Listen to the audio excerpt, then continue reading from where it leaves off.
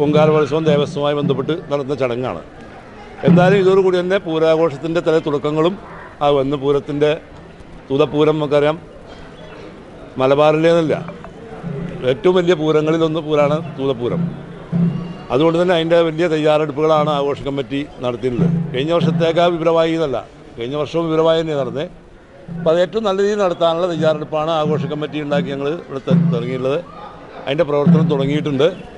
അതിൻ്റെ പറയെടുപ്പൊക്കെ തന്നെ അടുത്ത ആഴ്ച ഫെബ്രുവരി 1 മുതൽ പറയെടുപ്പ് മാർച്ച് 1 മുതൽ പറയെടുപ്പിന് എല്ലാ വീട്ടിലും ചെന്ന് പറയെടുക്കുന്ന ചടങ്ങുകൾ മാർച്ച് 1 തുടങ്ങുകയാണ്. ഇന്നിപ്പോൾ അതിൻ്റെ ലോഗോ പ്രകാശനം നടക്കുകയാണ്. വിവിധ സബ് കമ്മിറ്റികളുണ്ടാക്കി പൂരം ആഘോഷം വിജയിപ്പിക്കേണ്ട കാര്യങ്ങൾ പ്ലാൻ ചെയ്ത് അതിനനുസരിച്ചുള്ള എല്ലാ തയ്യാറെടുപ്പും ആഘോഷ കമ്മിറ്റി നടത്തിയിട്ടുണ്ട്. മുൻ വർഷങ്ങളേതുപോലെ തന്നെ അതിലൊട്ടും കുറവ് വരാതെ, പ്രൗഢിയിലൊട്ടും കുറവ് വരാതെ നല്ല രീതിയിൽ നടത്താനാണ് ആഘോഷ കമ്മിറ്റി തീരുമാനിച്ചിട്ടുള്ളത്. മെയ് 11, 12 തീയതികളായിട്ടാണ് ഈ വർഷത്തെ പൂരാഘോഷം നടക്കുന്നത്. ഈ വർഷം പൂരത്തിൻ്റെ ഭാഗമായിട്ട് പൂരാഘോഷ കമ്മിറ്റി വലിയ തയ്യാറെടുപ്പുകളുമായിട്ടാണ് മുന്നോട്ട് പോകുന്നത്. അതിൻ്റെ ഭാഗമായിട്ട് ഇപ്രാവശ്യം തൂതപ്പൂരത്തിൻ്റെ മേളത്തിൻ്റെ പ്രമാണം നമ്മുടെ കുട്ടേട്ടനെ ഏൽപ്പിച്ചിരിക്കുകയാണ്.